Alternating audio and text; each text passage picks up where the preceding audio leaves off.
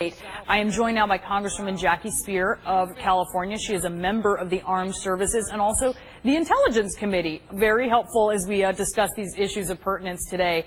What is your reaction, Congresswoman, to Harvard turning down the role of National Security Advisor? I think Harvard has turned it down for a number of reasons, and I think part of it's probably financial. Part of it's probably a belief that he was not going to be able to fill these slots with people that he deemed appropriate and would somewhat be frustrated in the position. So you think part of it may have been financial, that when he's sort of talking about personal issues that there really is a there? Oh, I'm sure there is. I mean, it's one thing to come forward and be there for your country again if you feel that you can really make a contribution. But as long as Steve Bannon has a seat at the table and he's a political operative, as long as the National Security Advisor can't choose those who are going to surround him and provide him advice, that becomes a serious problem. Right now, there are about 50 vacancies in the National Security Council staff. And I'm truly worried about what's going to happen as there is an effort to exploit the fact that our foreign policy is in chaos, and what countries are going to do that want to diminish us or weaken us, because there's just been a wholesale change in state, and we know that there are many vacancies in the National Security Council, and we don't have a head of it right now. Donald Trump is saying that there's 4 people now being considered. One is retired Lieutenant General Keilar. And then another possibility that I imagine some Democrats might be happier about is former CIA Director and retired General David Petraeus. As you assess those candidates, what are your thoughts? Well, I will tell you, I think that General Petraeus is a great mind. I don't think you reward a criminal. And while he pled to a misdemeanor, what he did was share classified information with his mistress, who was writing a biography about him. And I just don't think that that is appropriate to place him in that position. And so I would urge the president and those around him there's lots of talented people out there. He should get someone who has credentials, has the ability to provide the kind of advice the president desperately needs in assessing these various situations around the world. And I don't believe that it's General Petraeus. Some people believe that in this particular case that maybe should not disqualify him. You obviously think very differently, and do you think that that would scuttle any potential appointment from other members of Congress too, from what you're hearing? Well, because the National Security Advisor is not confirmed by the Senate, the president can select whomever he chooses. Oh, well, sure, but do you think post. the public, what would the outrage factor be like? Obviously, Flynn very likely would not have been confirmed had Congress had a say in this. And Petraeus as well, that would be Donald Trump's choice. But would there be such an outrage level from what you're hearing from members of Congress that this would basically be a political impossibility?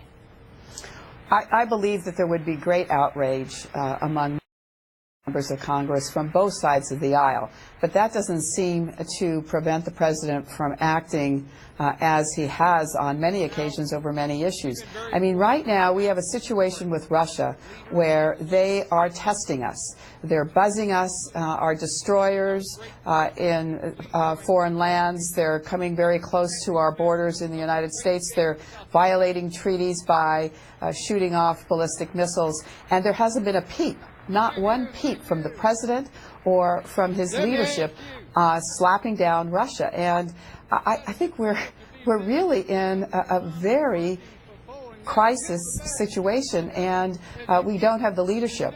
The president spends his time talking about his electoral college vote. It's truly a frightening situation.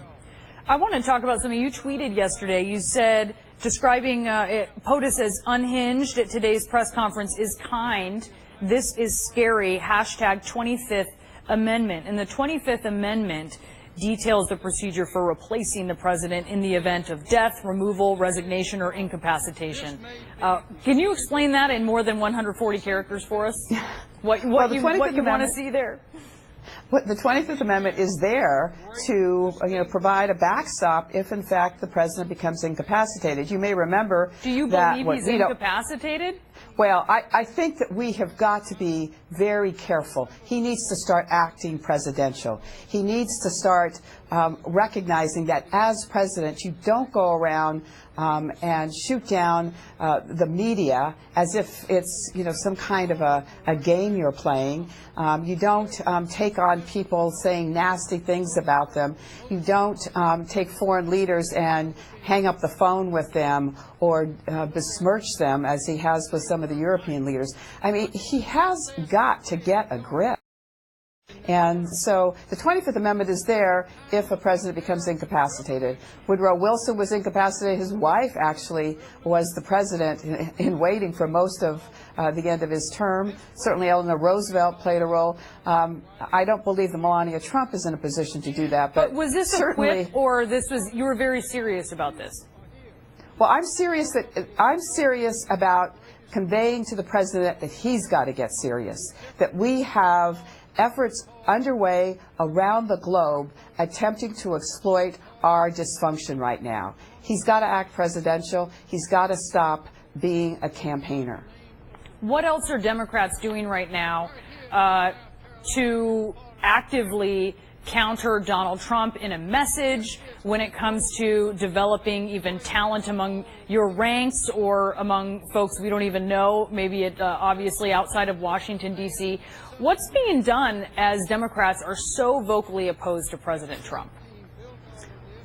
Frankly, we spent the last month trying to repel some of the dangerous actions he has undertaken by executive order. Certainly the Muslim ban stands out, but there are many others where he has basically passed by executive order opportunities for methane gas to be spewed into our atmosphere, that mining can continue in areas polluting our rivers. But I guess my point is he's clearly trying to make your party and members of your party in Congress irrelevant and argue that you are ineffectual. And when you're talking about the travel ban, that was something that really it came down to the court system dealing with that.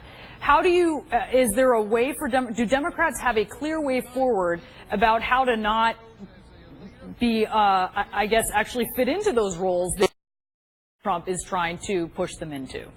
Well, I think what the American people are seeing is that when you have a president like Donald Trump and a Congress that is populated majority in both houses now by Republicans, that there are no checks and balances. And that's critical for our democracy to survive. So I think part of our message moving forward is we need to retake the House so there's at least a check and balance on the president and the Senate. All right. Thank you, Congresswoman Jackie Speier, for being